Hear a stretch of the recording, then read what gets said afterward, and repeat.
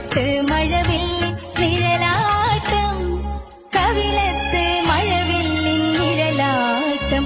ആരുടെ കാലൊച്ച മുറ്റത്തു കേട്ടപ്പോൾ ഒരുവൾക്ക് കനകക്കിനാവിന്റെ കളിയാട്ടം.